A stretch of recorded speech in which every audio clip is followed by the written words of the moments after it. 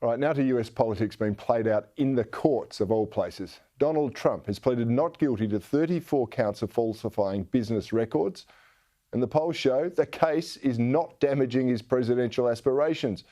In fact, it's rather helping him to potentially win the Republican nomination. I'm delighted to bring in former White House Press Secretary Sean Spicer. Sean, does Donald Trump have a criminal case to answer here or not? The statute of limitations for a misdemeanor crime, which is bookkeeping, which is what this is 2 years. In the case that the district attorney is making, which is that it's a felony, that's 5 years. So the events that he's talking about occurred in 2016. So if it's a felony, it's 5 years from 2016. That puts the statute of limitations at 2021.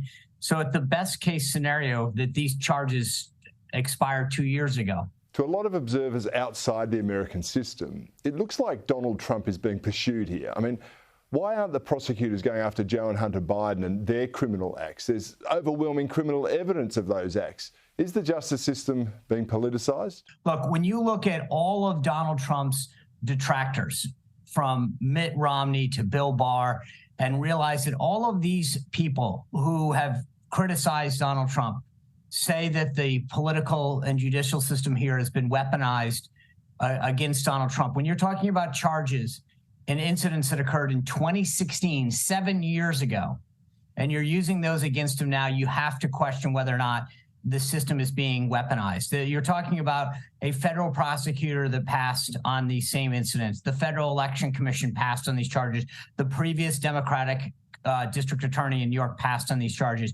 And to your point, you look at what's going on in Hunter Biden, where you have an active issue with this laptop. You have receipts that show nefarious business dealings with the Chinese, a Chinese business that is connected to the Chinese government, and yet no action is being taken. There's no question that this is and to use his words, a political witch hunt. District Attorney Alvin Bragg came after Trump during the 2021 Democratic primary campaign, and he bragged then he will sue the Trump administration more than 100 times. So we know he's run on a political platform of getting Trump. Doesn't this suggest the US has got a problem with prosecutors like Bragg, who are actually elected politically or with political motivations, and then pursue those over legitimate legal means? Well, look, I think Alvin Bragg took over $1 million from George Soros to get elected, and there's a reason for it. The upside, again, is that the process is so blatantly political that both Democrats and Republicans have called this process out. As you mentioned, Bragg over 100 times called out the fact during his campaign for district attorney in New York that he was proud to have gone after Trump. 52% of the crimes that have been committed as felonies in New York, he has downgraded. Violent crimes in New York City, he has downgraded to misdemeanors. And yet he is pursuing a misdemeanor bookkeeping case from 2016, 7 years ago, that was a misdemeanor case. There is no question that this is clearly a political witch hunt by Bragg. And the beautiful part about it is that it's so blatant that everything from the liberal Washington Post and the New York Times to Trump's most ardent political opponents have been able to call it out. And that's, I think, again, the beauty of this is that it's one thing when it's a sleight of hand, but in this case, it's so blatant that even Trump's most ardent opponents have recognized what's going on here. And I think because of that, Trump's legal team will be able to make several motions right off the bat. And I think this thing won't see the light of day. Well, this is going to be fascinating to watch. I do have a theory, though, that win or lose, this is going to actually help the Trump campaign win the Republican nomination. But I also wonder, do the Democrats think this attention on Trump will help them beat him in the next presidential election? And then perhaps it also serves as a distraction from the current Democratic Party woes, from racism to corruption to allegations of criminality. Well, look, I think going into yesterday, what the Democrats wanted is they wanted the optics of Trump in handcuffs. They wanted the optics of Trump having a mugshot. They wanted the perp walk, if you will.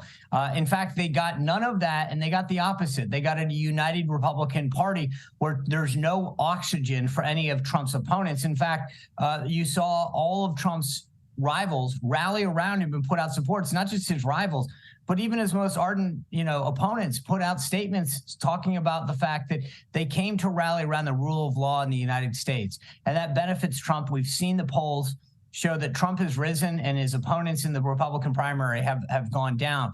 I think this almost guarantees Trump becomes the nominee. And I think that in some ways this is going to backfire on the Democrats.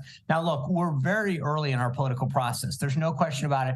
And to some degree, Donald Trump has always been his worst enemy. So there's a long ways to go in the process, especially when it comes to our general election.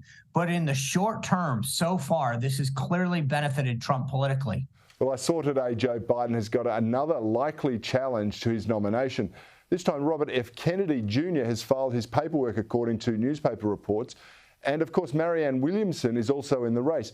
Do either of these have a shot against Biden, or is this potentially a suggestion that Biden might not even run, and even if he does, he might not win? Look, I think Marianne Williamson is a progressive gadfly. And so I don't think she posed any kind of a challenge to him. Robert F. Kennedy Jr., though, I don't think has any real chance of knocking him off, but he has an ardent base of support that could cause some sort of embarrassment to him in the early caucus states. And that could be a problem for him, because when you're an incumbent like Biden, if you get 20-25% siphoned off in one of these early primary or caucus states, it's an embarrassment. And so I think it would invite some concern among the party faithful as to Biden's fitness. And you're already seeing only 25% of the Democratic base wanting Biden to run for re-election. And considering, what he has done for the base, you would assume that they would want him to run again. Joe Biden has shown no signs of not wanting to run again. The problem that you see in the polling over and over again is that they don't want Biden, but there is clearly no clear alternative. Kamala Harris in the most recent polls barely hits double digits, and then no other alternative is above 5 or 6%. So the biggest problem the Democratic Party has is that they don't want Biden, but then there really is no alternative to him. Well, it's an extraordinary dilemma. The two likely runners, Trump and Biden, facing off again in 2024, both getting close to 80 years old. People are out there asking, should there be a term limit, a time limit when running for the presidency? I mean, it's going to be fascinating to see how this plays out. It is politics on a global scale. Absolutely. Well, again, I think the thing is, if you're the Democratic Party, I mean, Trump may be in his late 70s, but he doesn't look it and he doesn't act it. The problem with Biden is on a daily basis, the American people see his age. He falls upstairs. He misstates words. He can't get through basic sentences. He doesn't get people's names correctly. He looks like he's out of sorts. And I think that for a lot of people, when you're running the free world and you don't look like you have the command of what's happening, they're going to call into question that. The problem is that Biden has created this conundrum when you've got a number two like he does with Kamala Harris, and she's so unpalatable to not just the Democratic Party, but to the American people. There's this catch-22. They don't like Biden. They don't want to keep him, but they certainly don't like his number two. And as I said, there's no clear alternative, whether it's Pete Buttigieg or anybody else, Gavin Newsom. There's nobody that there's a clear favorite to step up to the plate. So the Democratic Party, is interesting as it is, doesn't have somebody that's on the ascent in that next generation of leaders that is ready to take over. Well, it's certainly going to be a fascinating race, and we will be tuning in right the way through. Sean Spicer, thank you for joining me on Shari. Always good to be with you. Thank you.